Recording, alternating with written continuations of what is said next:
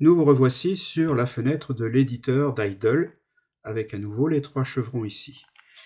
On va maintenant parler des données. Les programmes informatiques servent à manipuler des informations, et ces informations, on les appelle des données. Alors, les données peuvent être de différents types, et avec Python, il y a la fonction type, justement, type plutôt, puisque ça vient de l'anglais, qui me permet d'avoir le type d'information que je suis en train de traiter. Donc si par exemple je lui demande quel est le type de 3, il me répond qu'il appartient à la classe des int. Alors int, il faut comprendre que c'est le résumé de integer, integer qui veut dire entier. 3 est un entier, c'est l'un des types d'informations que sait traiter Python. Si je lui demande maintenant de me taper le type de 3.5, alors là, cette fois-ci, il me parle d'un float, un petit peu plus compliqué à suivre. Float, ça vient de floating, flottant. Je ne vais pas rentrer dans les détails. Float, ça, c'est la façon dont les ordinateurs stockent en mémoire les nombres à virgule, les nombres décimaux, si vous avez vu ça pendant votre cours de mathématiques. Donc, pour l'instant, Python sait distinguer les entiers des flottants. Ces deux catégories sont les catégories numériques, et il sait bien sûr faire des calculs avec des catégories numérique. Voilà. Ensuite, il y a une autre catégorie qu'on a vue, c'est la catégorie des textes. Donc, demandons-lui quel est le type d'un texte. Donc, le texte bonjour. Je dis que c'est un texte, en fait, puisque je l'ai mis entre guillemets. Et donc, sa réponse, c'est string. Alors, c'est str, en l'occurrence, pour string. Ça va vous paraître à nouveau bizarre, mais string vient de chaîne, pour chaîne de caractères, chaîne de lettres. Les textes sont considérés en informatique comme des chaînes de lettres. Il est capable de faire des opérations sur les chaînes. Tiens, si par exemple je lui demande de me faire bon plus jour, eh bien, il est capable de me faire le texte bonjour en un seul texte.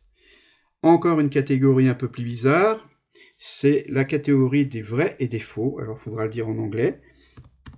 Donc, vrai, c'est true, et avec une T majuscule. Donc, si je lui demande le type de true, il me répond que c'est un bool. Là encore, c'est un résumé.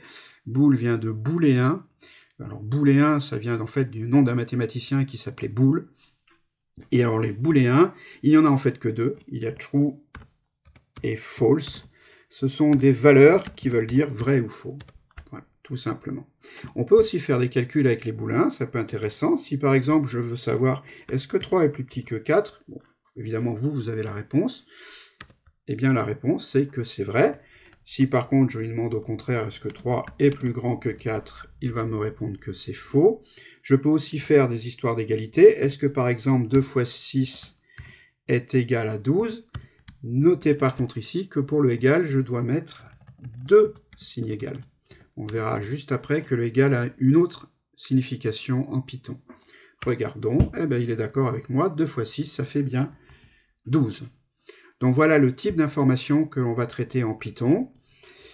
Quand j'ai une information, un nombre le plus souvent, mais pas seulement, et que je veux la conserver en mémoire pour pouvoir la réutiliser après, je vais l'affecter à une variable. Donc si par exemple, j'appelle mon nombre, alors vous pouvez, pour variable, vous pouvez faire à peu près n'importe quoi, sauf laisser des espaces au milieu de votre nom, c'est pour ça ici je mets un souligné. Donc je vais demander à mon nombre d'être égal à 12. Vous voyez ici par contre il n'y a qu'un seul égal, donc ça signifie que l'ordinateur va créer la variable mon nombre et qu'il va lui donner la valeur 12. Il va la conserver en mémoire avec la valeur 12. Pour l'instant, c'est une affectation temporaire. Donc il ne se passe rien, mais si je lui demande la valeur de mon nombre, il me répond bien qu'il vaut 12. Les variables peuvent rentrer dans des calculs. Si par exemple je lui demande le double de mon nombre, donc 2 fois mon nombre,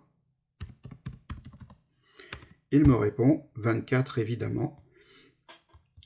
Eh bien voilà qui termine a priori ma deuxième séquence Python.